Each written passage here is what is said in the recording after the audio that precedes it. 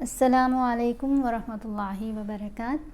آج ہم پڑھیں گے سورہ البقرہ کی آیات نمبر 237 to 242۔ اعوذ باللہ من الشیطان الرجیم، بسم اللہ الرحمن الرحیم۔ وَإِن طَلَّقْتُمُوهُنَّ مِن قَبْلِ أَن تَمَسُّوهُنَّ وَقَدْ فَرَضْتُمْ لَهُنَّ فَرِيضَةً، یہاں پر کوئی وقف نہیں، علامت نہیں نا کوئی وقف کی، تو سانس ختم ہو گیا، ہمیں رکنا پڑا۔ اب ہم نے واپس جانا ہے، ایک یا دو الفاظ پیچھے سے ملا کر پڑھنے ہیں۔ لَهُنَّ فَرِيضَةً فَنِصْفُ مَا فَرَضْتُمْ إِلَّا أَن يَعْفُونَ أَوْ يَعْفُوَ الَّذِي بِيَدِهِ عُقْدَةُ النِّكَاحِ۔ اب یہاں پر میں آپ کو بتاتی جاؤں کہ جو حروف جن کی آوازیں بھاری آوازیں ہیں، جن کو ہم نے موٹا پڑھنا ہے، کیونکہ یہاں بہت سارے الفاظ استعمال ہوئے ہیں جن کی آوازیں موٹی ہیں، جن کو ہم نے پر پڑھنا ہے۔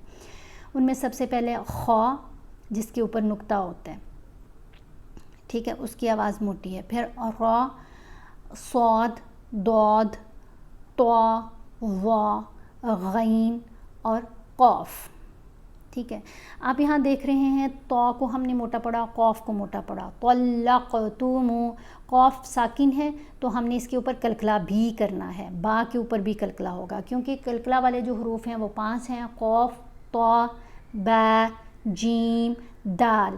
یہاں ایک جگہ پر با استعمال ہوا، ایک جگہ پر قاف ہوا، دونوں ساکن ہیں، تو ان کی آواز، ان کو ہم نے تھوڑا سا ہلا کر پڑھنا ہے کلکلا ادا کرتے ہوئے، ٹھیک ہے۔ تو یہاں یہ جتنے نون آپ کو نظر آ رہے ہیں، نون کے اوپر تشدید جب ہوگی تو نون کے اوپر غنہ ہوگا، تو یہاں ہم نے غنہ کرنا ہے۔ غنہ کیسے کرتے ہیں؟ آواز ناک میں پڑھی جائے گی اور ایک الف کے برابر ٹھہر کر اس کو پڑھا جائے گا۔ تمسوہن، یہاں فرضتم لہن۔ تیسری چیز یہاں پر ہم نے دیکھنی ہے کہ یہاں پر یا حروف یرملون ہے، تو جب نون ساکن یا نون تنوین کے بعد یرملون حروف میں سے کوئی حرف آتا ہے تو پھر ایک تو نون سائلنٹ ہو جاتا ہے، اور جو متحرک حرف ہے نا، جیسے یہاں پر متحرک کیا ہے؟ الف ہے، الف کو پھر ہم نے یا سے ملانا ہے، نون کی آواز یہاں پر سائلنٹ ہے۔ این یعفون، او یا، او یہ الف کے اوپر زبر ہے، ساتھ واو ساکن ہے، تو یہ لین حرف ہے۔ اب اس کو او بھی نہیں پڑھنا اور آ بھی نہیں پڑھنا، او آواز بنے گی، الف زبر واو، او۔ او یعفو الذی بیدہ عقدۃ النکاح وان تعفوا اقرب للتقوی ولا تنسوا الفضل بینکم ان اللہ بما تعملون بصیر۔ حافظوا على الصلوات والصلاة الوسطى وقوموا لله قانتين۔ وا کو ادا کرتے ہوئے آپ نے زبان کو دانتوں کے درمیان میں رکھنا ہے، اپنے لپس کو گول کرنا ہے۔ حافظوا على الصلوات والصلاة الوسطى۔ اب یہاں پر طا کو موٹا پڑھیں گے لیکن یہاں پر رکیں گے نہیں، یہ جو قاف کی علامت ہے بہتر ہے یہاں پر وقف نہ کیا جائے۔ والصلاة الوسطى وقوموا للہ قانتین، یہاں للہ پڑھا جائے گا، یہ درمیان والی لام کو باریک پڑھیں گے۔ فَإِنْ خِفْتُمْ فَرِجَالًا أَوْ رُكْبَانًا فَإِذَا أَمِنْتُمْ فَاذْكُرُوا اللَّهَ كَمَا عَلَّمَكُمْ مَا لَمْ تَكُونُوا تَعْلَمُونَ۔ یہاں پر میم کا ادغام ہے، میم ساکن ہے پھر میم مشدد ہے، تو میم ساکن یہاں پر خاموش ہے، کاف کو غنہ کرتے ہوئے مشدد میم سے ملایا جائے گا۔ علمکم ما لم، علمکم ما لم تکونوا تعلمون۔ والذین یتوفون منکم ویذرون ازواجا، یہاں آپ چاہیں تو وقف کر سکتے ہیں، چاہیں تو اس کو ملا کر پڑھ لیں، کیونکہ یہاں پر دو علامات ہیں. یہ نیچے والی علامت ہے، اس کا مطلب ہے وقف کر سکتے ہیں. یہ جو صاد لام یا ہے، اس کا مطلب ہے کہ وقف نہ کرا جائے تو بہتر ہے. اب آپ کی مرضی ہے، آپ چاہیں تو وقف کریں، چاہیں تو ملا کر پڑھ لیں.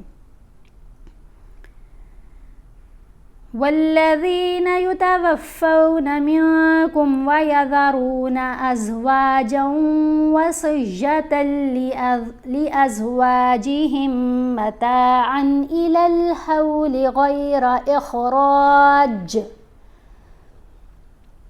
یہاں جب آپ نے دیکھنا ہے کہ کسی بھی حرف کے اوپر تنوین ہو یا نون ساکن ہو یا نون تنوین، اور اس کے بعد حروف حلقی میں سے کوئی حرف آئے تو ہم نے غنہ نہیں کرنا ہوتا.